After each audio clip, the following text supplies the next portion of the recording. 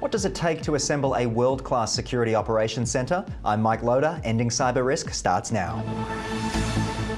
Hello everyone and welcome back to Ending Cyber Risk, presented by the team at Arctic Wolf, where each episode we unpack the ways we can put an end to risky cyber behaviour. Now on this episode we dive into the importance of SOCs, that's S-O-C, and what makes them critical in the current threat landscape. Joining me now is Manglicmot, a Senior VP Security Services at Arctic Wolf. Now it's wonderful to have you with me in studio.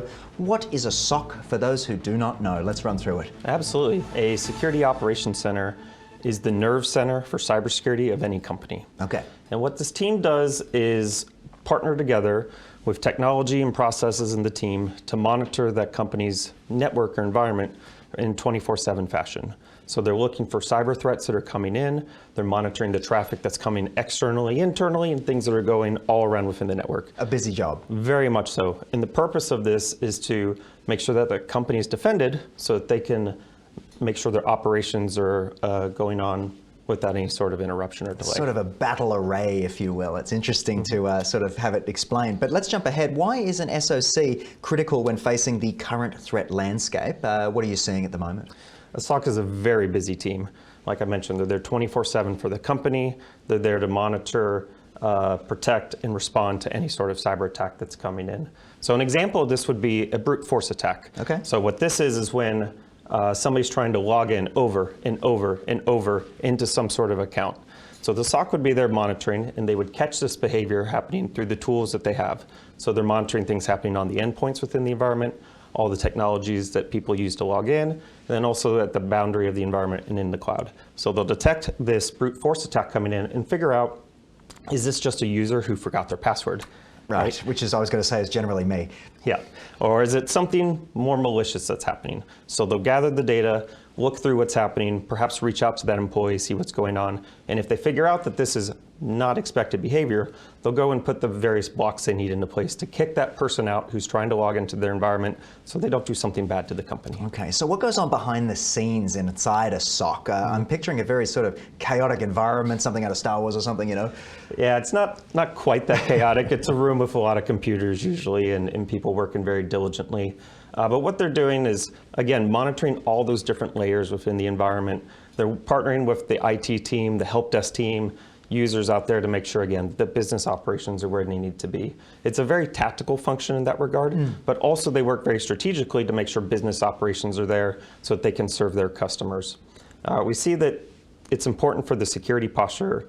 I'm sorry. No, don't be sorry. You're explaining it very well. I want to know the different kinds of SOCs there are. I understand there's multiple breeds of this technology centers. Take us through a little bit more about that. Yeah, there's three main types of security operations centers. The first one being an internal SOC. Okay. And what that means is the company does it all themselves.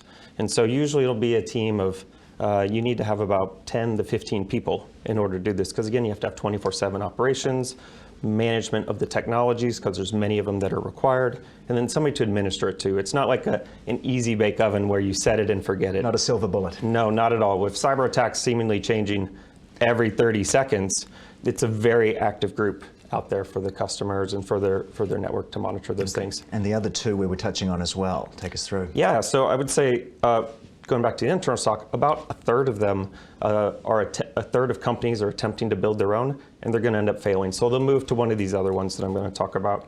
The main one that we see is a hybrid SOC. Okay. And this is where the company has a couple of key employees within their environment that are working to monitor things, but then they partner with a third party, like Arctic Wolf perhaps, for that 24/7 monitoring. And that allows them to focus on various different things with their environment. And then Arctic Wolf or some other provider will do the 24/7 monitoring and escalate into that customer with things that are really high fidelity. I can imagine that's really helpful to have that backup for a lot of businesses. It is, because if you're trying to do it yourself, you either are getting flooded with all of the various things that are happening out there. Yeah. It can be hard to find that signal through the noise, and Arctic Wolf helps customers do that. Or the other side that happens is they're tuning those technologies down based on the bandwidth they have to monitor that. And so they're only looking perhaps at the tip of the iceberg of what's really going on with their environment. Okay, and that third one we wanted to touch on. Third one is called a tiered SOC. Okay. And this is something that you maybe would see in the biggest banks in the world, where they're, again, partnering with other providers for specialty services, but then they have their own really large team of like 50, 60 folks that are doing the tiered monitoring to allow for escalating things up based on different types of threats or parts of the network. Okay, so Mark, just to finish for me, I want to know a little bit about what organizations can look for and those first steps they might be taking when integrating or engaging with a SOC. Mm-hmm.